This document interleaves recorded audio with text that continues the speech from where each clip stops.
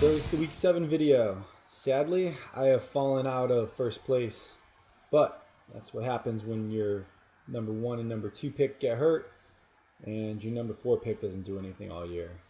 So I'm actually happy to be doing as well as I have been.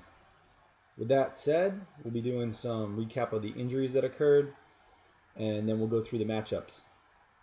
So in week 7, we had some big injuries. CJ Spiller hurt his collarbone and went down for the year. I'm almost glad. I was getting kind of sick of starting him anyway. Jimmy Graham still hurting. He was used as the decoy that week. Decker, hamstring. He's going to be questionable. Ryan Matthews might be coming back in a couple weeks, but for now he's going to be out. Deshaun Jackson's hurting, but he's probable. Calvin Johnson, that's a big one. He's questionable, but he's probably going to be out realistically until week 10 with Detroit having a week 9 bye. Vernon Davis is hurting. Zach Stacy, I don't know what's going on with this guy. He's questionable. He's not playing well. And another big one, Fred Jackson. He's going to be out at least 2 weeks. So Bills lost 2 running backs. Rashad Jennings been out. They're saying he's going to be back week 9, but he might actually be back sooner than that. I'm sure Yackel is hopeful for that. Reggie Bush, he's been on and off. He missed practice this week. His ankle's hurting. AJ Green, big question here. We don't know if he's going to play this week. If he does, is he going to be a decoy or is he going to see some balls coming his way? Josh Gordon obviously still suspended. Martellus Bennett hurt his hamstring, but he's probably going to play. Trent Richardson also hurt his hamstring. He's more questionable.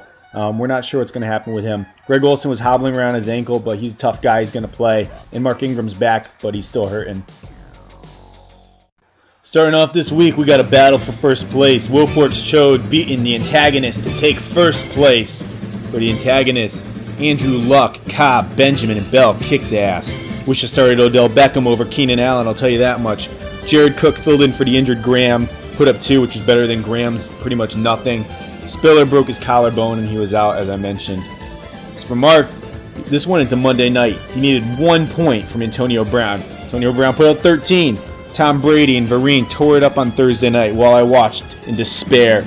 Gates took all Keenan Allen's points from me. This was a real sore spot. The only low score was LaFell, but it didn't even matter. The antagonists have now lost 3 straight. Rams Drool must be disappointed once again. After putting up 112 points, they were edged out by the high score of the week. Where's the Beef Brady with 119? Rams Drool saw yet another nice performance from Rodgers and Nelson. It would have even been higher if Carolina had been somewhat competitive. Forte and Ellington put up 39 combined. Dwayne Allen, 11 points. Malcolm Floyd, Williams, mediocre. As for Where's the Beef Brady, Breeze lost, but still put up 22. White and Wallace, solid weeks. DeMarco continues his dominance. And the rookie, Sammy Watkins, had a tremendous week. Isaiah Crowell only put up 2. Kevin probably will start Mark Ingram in week 8. Where's the Beef Brady has now won 3 in a row. The Dingleberries pick up a Week 7 win against the Sloppy Joes. Romo beat up on the Giants, put up a ton of points. Michael Floyd, Lacey, and Bell, all good weeks. Julio Jones, Randall, and Gronk were a little bit below their projected. As for the Sloppy Joes, they had some severe studs and some severe duds. Studs! Garcon! Charles, Minnesota defense. Duds! Brandon Marshall, Ben Tate, Jordan Cameron. This week, he gets Macklin back while he takes on his brother in a battle in Week 8. In this matchup, With My Nipples gave Ragin' Ray Rice a beating worthy of a TMZ video leak. Peyton Manning put up 28, broke Favre's record. T.Y. Hilton put up 10, still only 1 touchdown for that guy, surprisingly. Trent Richardson had a good game. Ronnie Hillman made Monty Ball owners panic, put up 22 points. Julius Thomas and Bennett, surprisingly, had a very quiet week. Buffalo D put up 10. Ragin' Ray Rice is missing Calvin Johnson, and it's hurting him. Edelman and Fitzgerald had crappy games. Arian Foster continued to score some points. Fred Jackson got hurt and left the game early. Kelsey was kind of hurting. He didn't do much. And the Seattle D put up -1 points. This is a team that's had its share of bad luck. Fun fact, Ragin' Ray Rice now has as many quarterbacks as Demarius Stormborn has defenses. In our last matchup of the week, Demarius Stormborn picked up a much-needed win against what was the second-place team, 2 Live Jew. Here's some bad luck for you. None of 2 Live Jew starters met or exceeded their projected point total. The Bears, Jay Cutler and Alshon Jeffrey, they were hunted down by Rangers and sent out of the park. Sam Smith Sr. was a senior and he was sent to the nursing home. They pulled the plug on him. He died. Giovanni Bernard, the Bengal, shot by hunters. He is now extinct. Forsett did okay. Donald? I don't know. They couldn't pronounce his name. He pooped his pants. He had to leave the game.